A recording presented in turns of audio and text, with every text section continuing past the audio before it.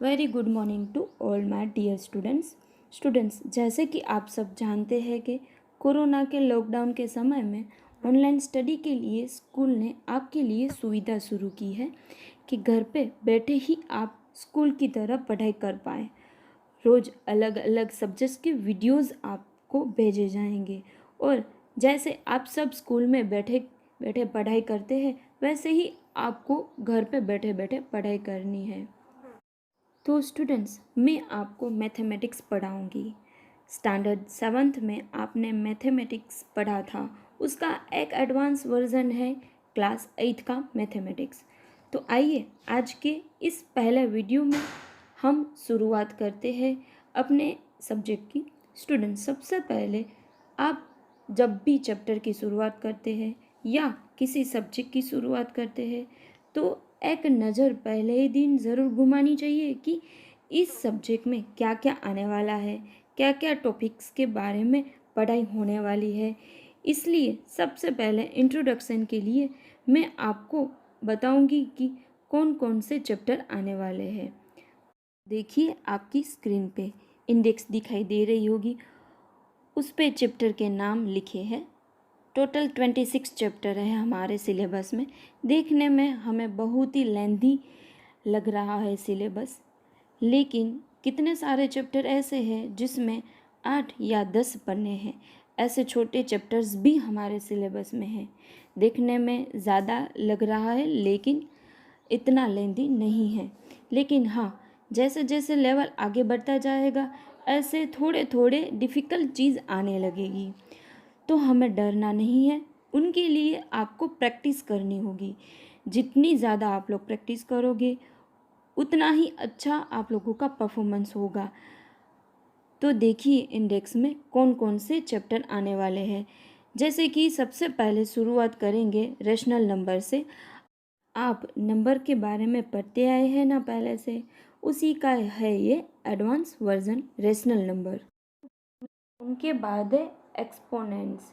Exponents यानी power, शायद 7th standard में आ चुका है। फिर दो एक जैसे ही चैप्टर है square and square roots, cube and cube roots, दोनों एक जैसे ही चैप्टर्स हैं। उसके बाद 5वां चैप्टर है बहुत ही पजल जैसा सिंपल, नाम है उनका प्लेइंग विथ नंबर्स, नंबर्स के साथ खेलना। बहुत ही सिंपल ये चैप्टर्स है। उसके बाद है अगला chapter number 6, operation of algebraic expressions. अब यहाँ से रियल मैथमेटिक्स शुरू होता है जो आगे आने वाले हर एक स्टैंडर्ड में आप लोगों को बहुत ही काम आने वाला है।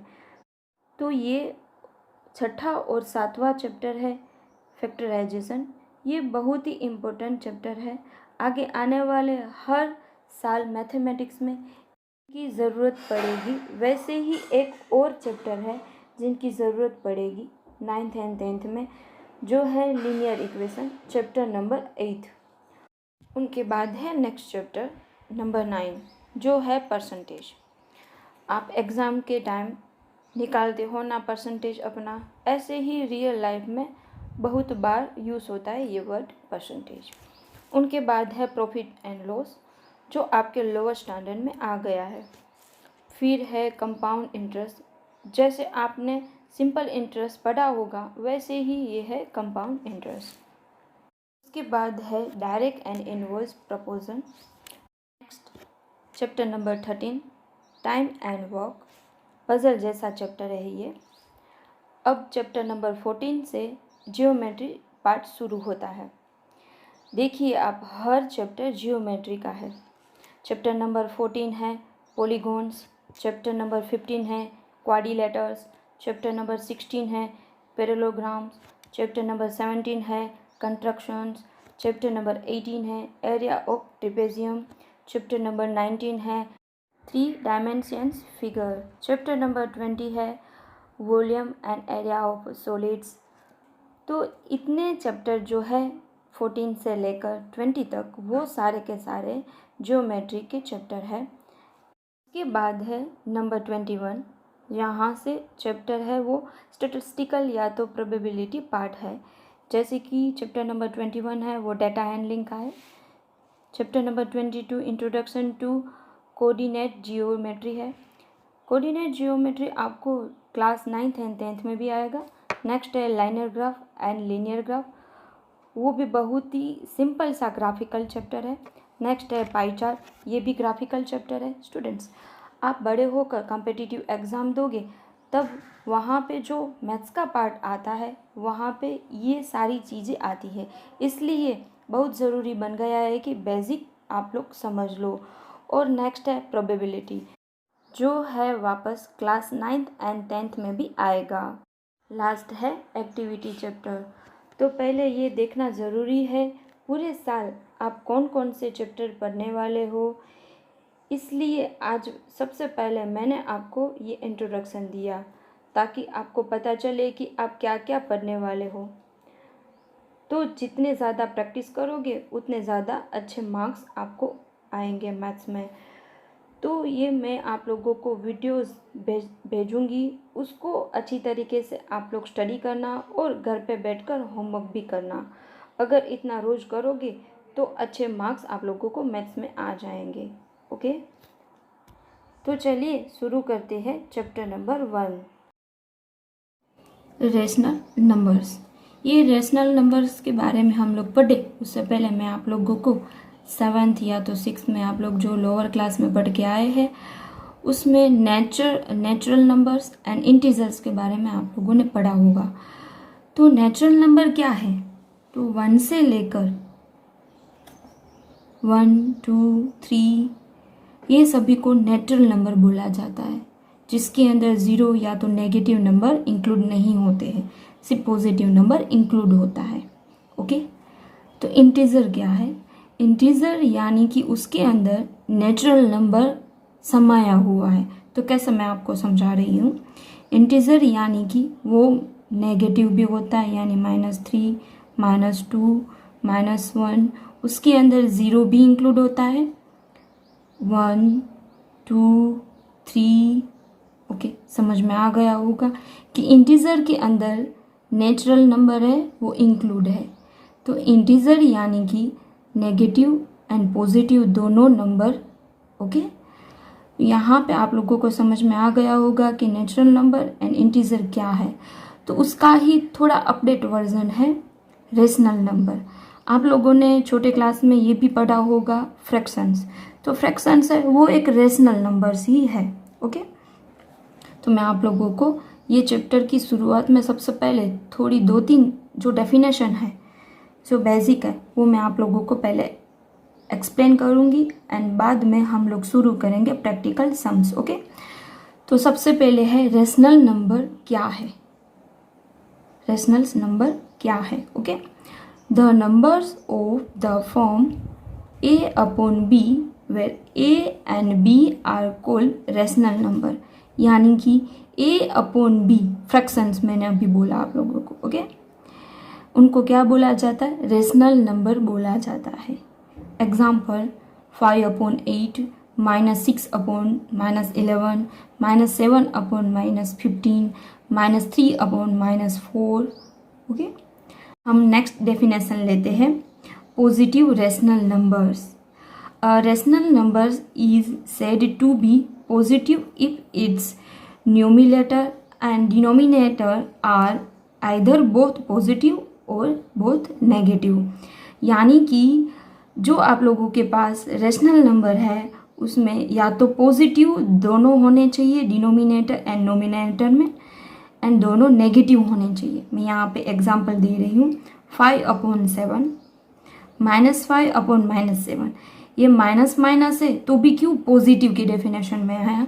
तो आप लोगों को पता होगा माइनस डिवाइड बाय में माइनस होगा, माइनस माइनस कट हो जाएगा एंड प्लस में हो जाएगा, यानी ये पॉजिटिव हो जाएगा।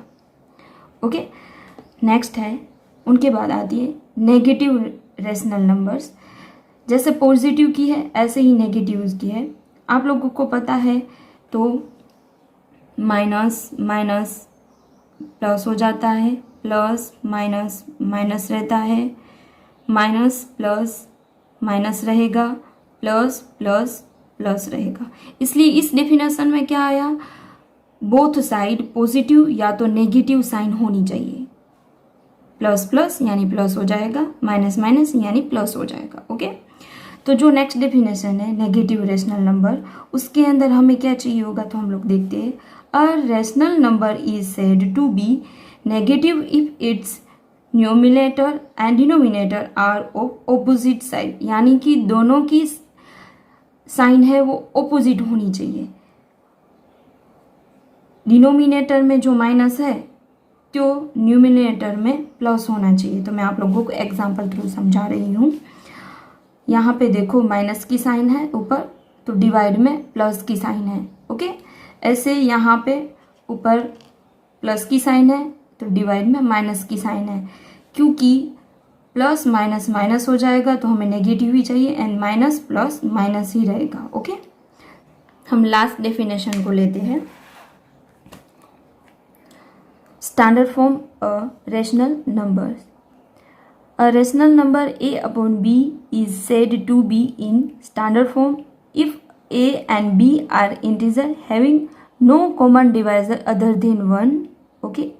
यानी कि मैं आप लोगों को एक एग्जाम्पल थ्रू समझा रही हूँ कि आप लोगों के पास ऐसा रेशनल नंबर है जिसको 1 के अलावा किसी के साथ डिवाइड ना किया जाए, उनको स्टैंडर्ड फॉर्म बोला जाता है। जैसे कि मैंने एक एग्जाम्पल यहाँ पे लिखा है 4/5। जो 4/5 है उनको डिवाइड सिर्फ 1 से किया जाता है। ओके, दूसरा एक एग्जाम्पल देती हूँ यहाँ पे मैं 4/8।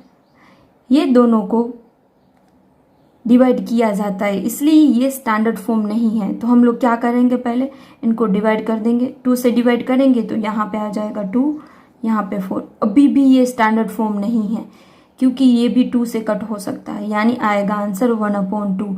तो ये अभी आया स्टैंडर्ड फॉर्म। ओके, समझ में आ गया होगा आप लोगों को कि standard form of a rational number क्या चीज़ है। अब हम लोग ये चैप्टर की शुरुआत करें उससे पहले 3 प्रॉपर्टीज़ के बारे में पहले देख लेते हैं। ओके, तो properties number 1, if a/b is a rational number and m is a non zero integer then a/b, यानी ऐसा बोला गया है कि जो m है वो जीरो नहीं है।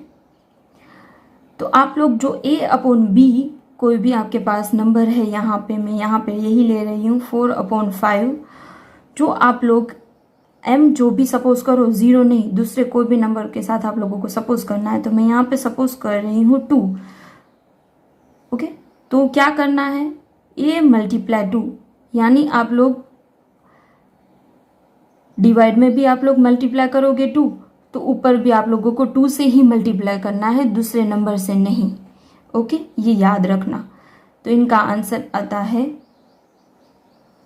8/10। सेकंड नंबर की प्रॉपर्टी लेती हूँ, if a/b is a rational number and m is a common divisor of a and b then a/b। ये मैं आप लोगों को समझा रही हूँ कि आप लोग जो m को कोई भी सपोज करो कि m 2 है या 4 है, तो आप लोग जो डिनोमिनेटर में जो डिवाइड करो उसको ही ऊपर से भी डिवाइड करो। तो मैं आप लोगों को यही एग्जांपल लेकर समझा रही हूँ कि यहाँ पे हमारे पास 8/10 है, तो मैं यहाँ पे m ले रही हूँ 2, तो 10 को डिवाइड करूँगी 2 से, तो 8 को भी मुझे 2 से ही डिवाइड करना होगा। ओके, ये प्रॉपर्टी में ये बता रहे हैं।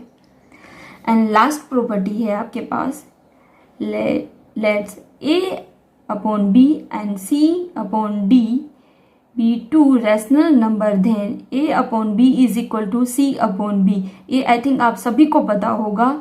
यहाँ पे इनको कैसे सोल्व करेंगे, हमें यहाँ पे इज इक्वल टू की साइन है तो हम लोग क्या कर सकते हैं, a × d कर सकते हैं, यानी कि यहाँ पे मैंने समझाया है इनका और इनका मल्टीप्लाई कर सकते हैं, एंड b एंड c का मल्टीप्लाई हम लोग कर सकते हैं। तो हम लोग इनको ऐसे लिख सकते हैं कि a × d is equal to b × c।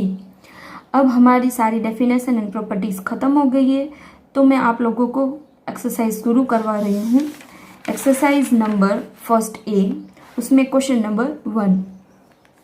Okay, question number 1 हम लोग रीड करते हैं। तो क्वेश्चन नंबर 1 में आपको दिखाई दे रहा होगा कि क्वेश्चन में -3/5 एज अ रेशनल नंबर, यानी ये रेशनल नंबर आप लोगों को दिया हुआ है एंड आपको डिनोमिनेटर क्या मिलना चाहिए, 20 मिलना चाहिए, ऐसा बोल रहे हैं, विथ डिनोमिनेटर 20। ओके, मुझे डिनोमिनेटर में आंसर चाहिए 20, लेकिन मेरे पास क्वेश्चन के अंदर डिजिट है 3/5, ये रेशनल नंबर है मेरे पास। मुझे डिवाइड में क्या चाहिए, 20 चाहिए, मुझे डिवाइड में 20 चाहिए। तो मैं 5 को किसके साथ मल्टीप्लाई करूं तो मुझे 20 मिलेगा। तो मैं 5 को 4 के साथ मल्टीप्लाई करूंगी तो मुझे 20 आंसर मिलेगा डिनोमिनेटर में। तो ऊपर भी मैं -3 लिखूंगी, तो मैं डिनोमिनेटर में 5 को 4 के साथ मल्टीप्लाई किया है तो मैं ऊपर भी 4 के साथ ही मल्टीप्लाई करूंगी, यानी आएगा -12। ओके, यानी डिनोमिनेटर हमें 20 मिल गया, समझ में आया। तो उसका ही हम नेक्स्ट लेते हैं, ये माइनस वाला है इसलिए मैं आप लोगों को करवा रही हूँ, बाकी के आप लोगों को होमवर्क में करने होंगे। यहाँ पे वही डिजिट है आपके पास -3/5 एंड हमें डिनोमिनेटर में क्या चाहिए, -30 चाहिए। डिनोमिनेटर में हमें -30 चाहिए। 5 को हम लोग किसके साथ मल्टीप्लाई करेंगे तो हमें -30 मिलेगा। तो यहाँ पे पहले तो ये समझ लेना चाहिए कि 5 है वो प्लस में दिया हुआ है एंड यहाँ पे हमें -30 चाहिए। तो हमें क्या करना पड़ेगा, तो मल्टीप्लाई जो भी करे उसको माइनस में करना पड़ेगा। मतलब कि हम लोग मल्टीप्लाई 6 से करेंगे तो -6 मल्टीप्लाई करेंगे। ऐसे ऊपर भी -3 लिखेंगे तो मल्टीप्लाई किससे करेंगे, -6 से ही मल्टीप्लाई करेंगे। 5 मल्टीप्लाई -6 यानी -30 आप लोगों को मिल गया। तो -3 मल्टीप्लाई -6, ये माइनस माइनस प्लस हो गया, यानी यहाँ पे प्लस में आंसर आएगा 6 3 = 18, यानी +18/- 30 आप लोगों को आंसर मिला। ओके, ये आप लोगों को पता है प्रॉपर्टी नंबर 1 थी, मैंने अभी आप लोगों को समझाई कि जो आप डिनोमिनेटर में जितना भी मल्टीप्लाई करो उतना ऊपर भी मल्टीप्लाई करना होगा। ओके, क्वेश्चन नंबर 3 लेते हैं हम उनके बाद। क्वेश्चन नंबर 3 में आप लोगों को -48/60 एज अ रेशनल नंबर, आप लोगों को ये रेशनल नंबर दिया हुआ है विथ डिनोमिनेटर 5। आप लोगों को यहाँ पे डिनोमिनेटर में क्या आंसर लेकर आना है, 5। 60 की जगह पे 5 लेकर आना है। तो कैसे लेकर आओगे 60 की जगह पे 5 आप लोग आंसर। यहाँ पे हमारे पास 48 / 60 है एंड हमें आंसर चाहिए 5 आंसर चाहिए, राइट। तो आप लोगों को ये दिखाई दे रहा है कि प्रॉपर्टी नंबर 2 है, क्योंकि ये डिवाइड वाली प्रॉपर्टी है। 60 को किसके साथ हम लोग डिवाइड करेंगे तो हमें आंसर मिलेगा 5, यानी हमारी ये प्रॉपर्टी नंबर 2 है, ये वाली प्रॉपर्टी है डिवाइड वाली। तो हम लोग जो डिनोमिनेटर में माइनस करेंगे वही मल्टीप्लाई डिवाइड करेंगे वो भी यहाँ से डिवाइड करेंगे। ओके,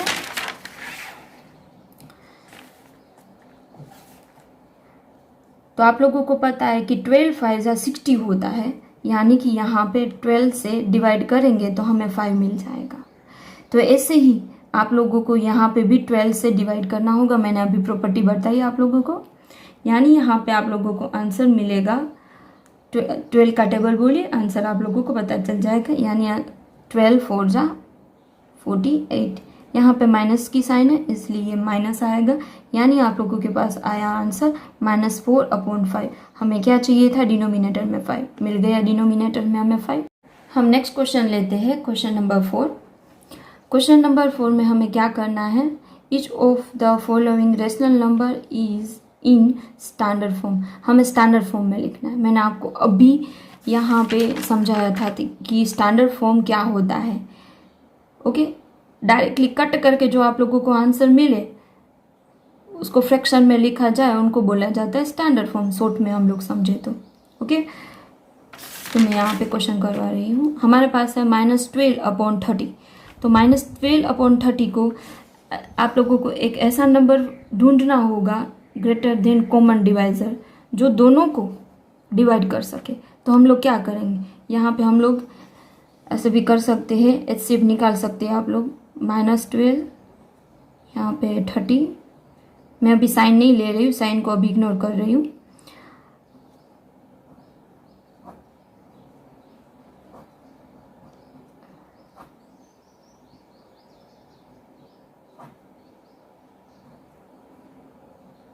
टू से नहीं होगा, 3 से। यहाँ पे कॉमन कौन कौन से निकले, एक तो ये 2 है, 3 है, यानी कि कितना मिला हमें नंबर, 6 मिला। ओके, तो हम लोग दोनों को 6 से डिवाइड कर सकते हैं। तो यहाँ पे हम लोग लिखेंगे the greatest common divisor of -12 and 30 is 6। हमें यहाँ पे 6 मिला है। ओके, ये आई थिंक सभी को आता है ये HCF कैसे निकालना है, इसलिए मैं यहाँ पे डिटेल में नहीं समझा रही हूँ।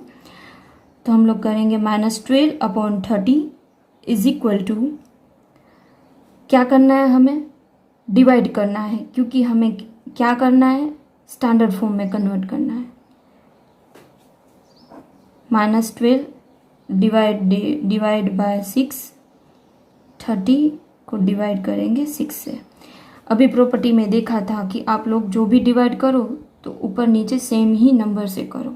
ओके, तो हमें आंसर यहाँ पे मिलेगा -2 डिवाइड में 5, यानी कि हमें स्टैंडर्ड फॉर्म कौन सा मिला, -2/5। अब आप लोग खुद देख लो, इनको कट किया जा सकता है, नहीं। ओके, तो आप लोग यहाँ पे शॉर्ट में भी 1 मार्क्स में आप लोगों को MCQ में पूछा जाए तो इतनी लंबी प्रोसेस नहीं करनी होती है। उसमें क्या करना होता है, डायरेक्टली कट करना होता है। इनको कट करो, इनको 6 से कट कर पाओगे, इनको भी कट कर पाओगे। ओके, ऐसे कट करोगे तो आप लोगों को आंसर ऐसे मिल जाएगा। तो हमारे पास यहाँ पे आंसर आया 2/5 -12 is divide by 30 is equal to -2/5। Okay, हमें ये आंसर अभी मिला। तो आज का आपका होमवर्क है एक्सरसाइज 1A में से question number 1, question number 2 and question number 4। ये ध्यान से देखना, उसके अंदर से मैंने कौन कौन से क्वेश्चन दिए हैं। ओके, आज जो हम लोगों ने पढ़ा है वो बुक में नोट डाउन कर लेना एंड अपना ध्यान रखना। Thank you so much students.